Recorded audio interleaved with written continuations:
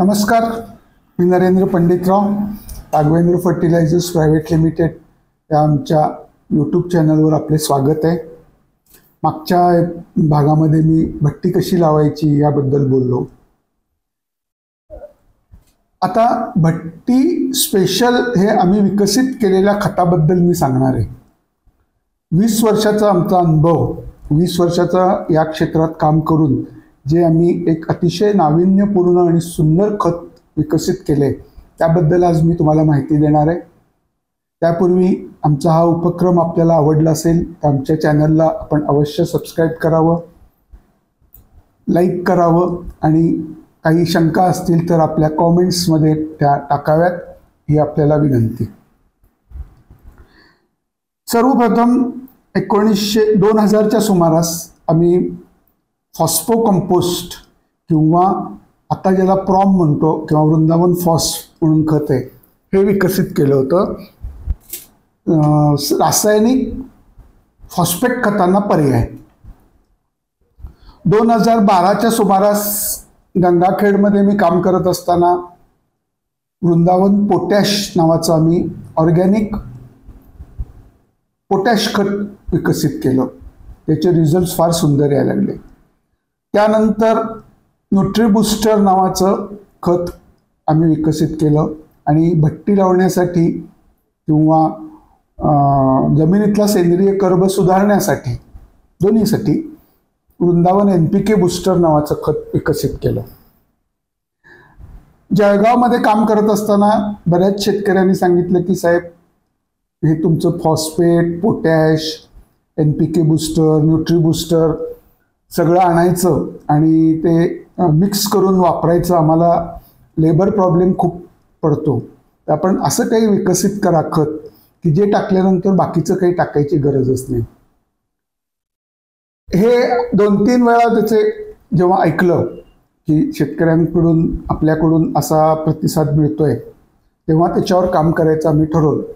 साधारण 4-1 वर्षापूर्वी त्याच्यावर काम करायचं ठरवलं आणि योग्य प्रमाण ठरवलं की खतामध्ये काय काय असणं गरजेचं आहे, किती असणं गरजेचं आहे.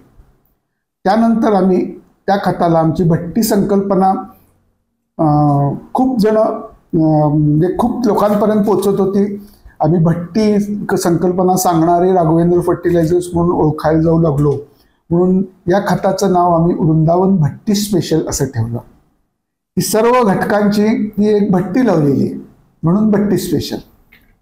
या भट्टी स्पेशलमध्ये काय काय आहे तर भट्टी स्पेशलमध्ये 4 ते 5% फॉस्फेट आहे,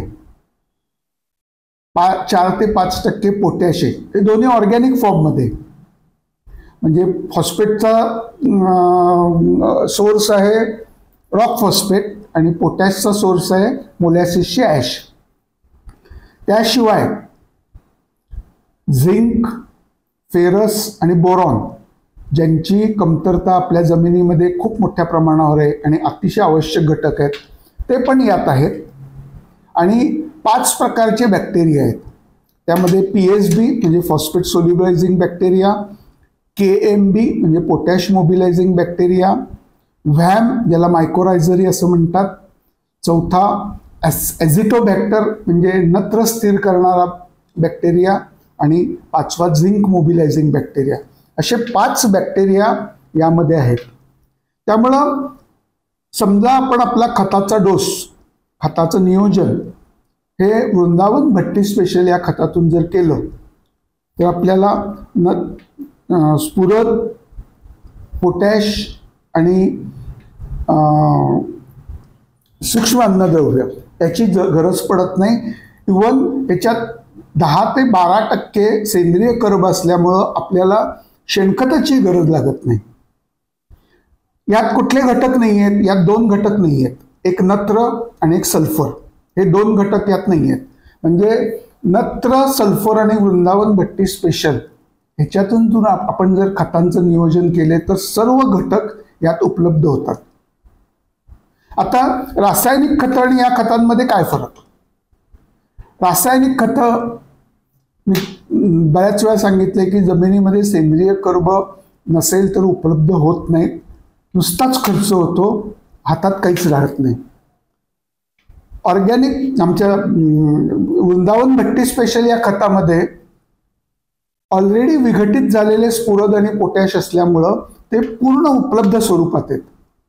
तेव्हा ह्याचा जर डोस आपण व्यवस्थितपणे केला तर पिकाला जे जे लागतं ते सर्व वृंदावन भट्टी स्पेशलमधून आपल्याला उपलब्ध होतं. हे वृंदावन भट्टी स्पेशल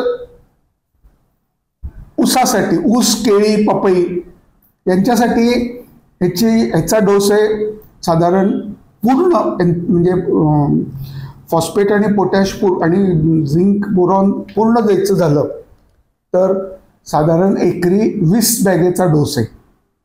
म्हणजे लॉंग ड्युरेशन क्रॉप ज्याचा 1 वर्षापेक्षा जास्त कालावधी असतो याला साधारण हे 16 ते 20 पोती लागतात.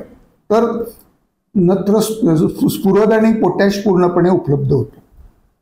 जे शॉर्ट ड्युरेशन क्रॉप आहेत, कपाशी झालं किंवा ज्यांचा कालावधी कमी आहे, कांदा किंवा टोमॅटो यासारखे जी कमी कालावधीची पिकं आहेत, यांना साधारण 6 ते 7 वृंदावन भट्टी स्पेशल बॅगा वापरल्या तर आपलं स्फुरद आणि पोटॅशचं काम पूर्ण होतं.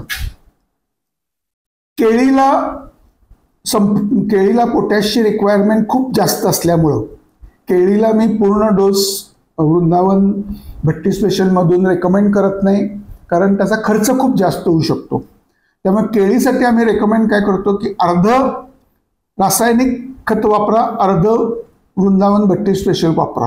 याच्यामुळे फायदा काय होईल, रासायनिक खत जे आत्ता उपलब्ध होत नाही ते वृंदावन भट्टीसोबत वापरल्यामुळं ते पण उपलब्ध होईल आणि वृंदावन भट्टी स्पेशलमधली घटक पण उपलब्ध होतील आणि ह्याचं एकात्मिक खत नियोजन केलं तर आपला खर्चही कमी होऊ शकतो. हे आपण सर्व पिकाला करू शकता की ज्यांना रासायनिक वरून सेंद्रियवर जायची मानसिकता नाही किंवा काही रासायनिक खतं वापरली नाही तर कसं होईल अशी काळजी वाटते, त्यांनी एक प्रयोग करून बघा. समजा तुम्ही आता 4 पोती रासायनिक खतं वापरत असाल, NPK खतं, ते 2 पोत्यांवर या आणि 4 पोती त्याच्यात तुम्ही भट्टी स्पेशलचा वापर करा.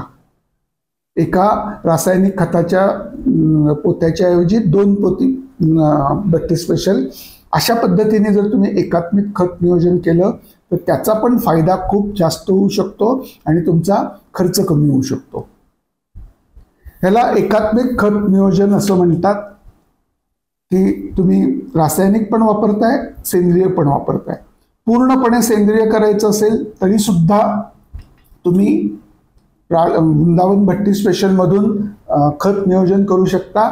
फक्त नत्र आणि सल्फर हे तुम्हाला बाहेरून ॲडिशनल वापरावं लागेल, कारण अजून तरी ऑर्गॅनिक नत्राचा सोर्स उपलब्ध झालेला नाही. आमचं त्याच्यावर काम सुरू आहे. लवकरच आम्ही ऑर्गॅनिक नत्राचं खत पण विकसित करायचा प्रयत्न करतो आहोत. आमचं R&D काम करते आहे. पण आत्ता तरी नत्रासाठी तुम्हाला युरिया अथवा अमोनियम सल्फेटवर अवलंबून राहावं लागेल. सेंद्रिय पूर्ण नत्र सेंद्रिय करायचं आहे, करता येऊ शकतं, पण त्याचा खर्च खूप जास्त होतो. त्यामुळे आत्ता आपण एकात्मिक खत योजनेचाच विचार करू. ही खतं उपलब्ध कुठं होतील हा बराच सगळ्यांनाच प्रश्न आहे. आज आम्ही महाराष्ट्रात कुठल्याही शेतकऱ्याला जर 10 पोत्यांपेक्षा जास्त गरज असेल तर महाराष्ट्राच्या कुठल्याही कानाकोपऱ्यात हे खत पोचवण्याची व्यवस्था केलेली आहे. अंतर कोल्हापूरपासून किती जास्त आहे त्याच्यावर त्याचा दर अवलंबून राहील, कारण भाडं आम्ही पोच करणार असल्यामुळं भाडं हा एक त्यात भाग असणार आहे. त्यामुळं ही सर्व खतं वृंदावन भट्टी स्पेशल खतं आम्ही महाराष्ट्रात अथवा महाराष्ट्राच्या बाहेरसुद्धा शेतकऱ्यांपर्यंत पोचवण्याची सुद्धा व्यवस्था केलेली आहे. आता आपल्याला रासायनिक खतातून बाहेर पडणं काळाची गरज आहे. जमिनी आपल्या खराब होत आहेत, हा मुद्दा लक्षात घ्यावा आणि हळूहळू सेंद्रियांकडे जाण्याची मानसिकता ठेवणं गरजेचं आहे. आणि त्यासाठी आम्ही रासायनिक खतांना पर्याय म्हणून हे वृंदावन भट्टी स्पेशल खत विकसित केलेलं आहे. सर्व शेतकरी बांधवांना विनंती आहे की आपण वृंदावन भट्टी स्पेशलचा वापर करून पहा, निम्म्या प्लॉटला करून पहा, एखाद्या एकराला करून पहा. रासायनिक खताची पीक आणि वृंदावन भट्टी स्पेशल वापरलेल्या पिकामध्ये किती फरक पडतो याचा अनुभव घ्या आणि आपला जमिनी सुधारण्यासाठी जो उपक्रम सुरू आहे त्या दृष्टीने वाटचाल आपण सुरू करूया. आज इथंच थांबतो. धन्यवाद आणि नमस्कार.